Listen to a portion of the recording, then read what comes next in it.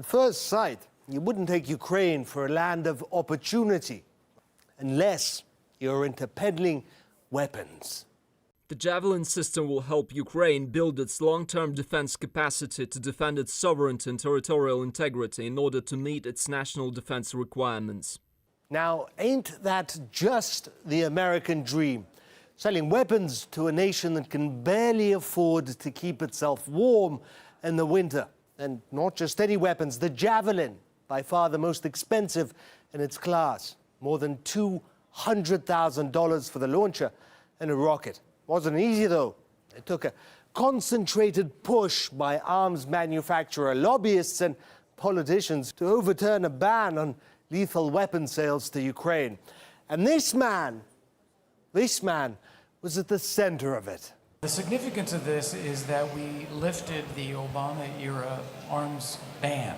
We did provide anti-tank weapons, javelins, and now we are prepared to treat Ukraine like any other normal country, which it is.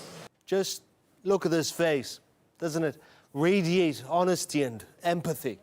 But appearances can be deceptive. Kurt was naughty.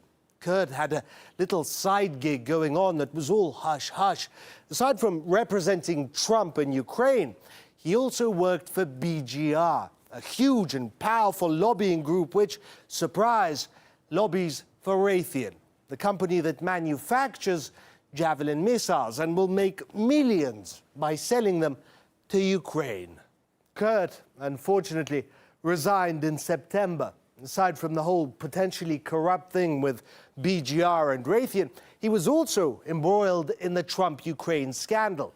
Speaking of which, Trump has recently put on hold almost $400 million in military aid to Ukraine. It lays out a scheme to use the leverage of the presidency, use the leverage of the vital military assistance to a foreign nation to provide or obtain dirt on a political opponent. It's hard to imagine a more serious set of allegations than those contained in the complaint.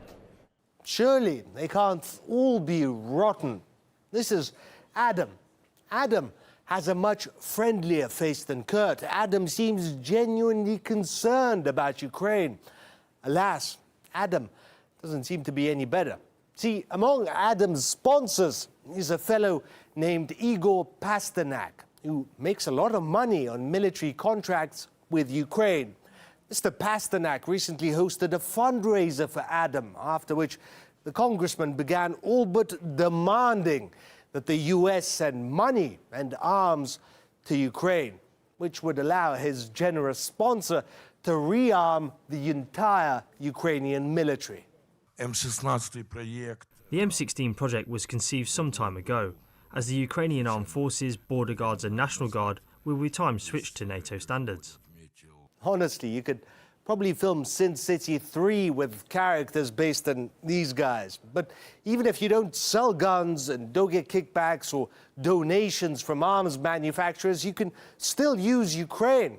Here, for example, is Ukraine's National Anti-Corruption Bureau Chief Artyom Sitnik, recorded bragging about how he helped Hillary Clinton during the 2016 election. Yes, I helped. Not Trump, but Hillary. I helped her. Hillary belongs to the cohorts of politicians who comprise the hegemony in the US, both in the US and in the entire world. For us, it is sort of better. Oh, you could definitely film Sin City 3 with these guys, but the audio is real, confirmed by Ukraine's Attorney General. It was Mr. Sitnik, by the way, who published dirt on Trump's campaign manager in 2016. Hillary lost anyway, but the fellow tried. So what if you don't have guns to sell or elections to win? What if, for example, Daddy wants to get his young boy a nice, cushy job where he didn't have to do much? Well, Ukraine's there to help. Both John Biden's son and John Kerry's stepson landed executive jobs at a Ukrainian energy company. Now, strap yourself in. Hunter Biden earned $50,000 a month. $50,000 in a country where the average wage is a few $100s. And you know what? in the weird and wacky world of US politicians. And I think I gave you a taste of just how wacky it is.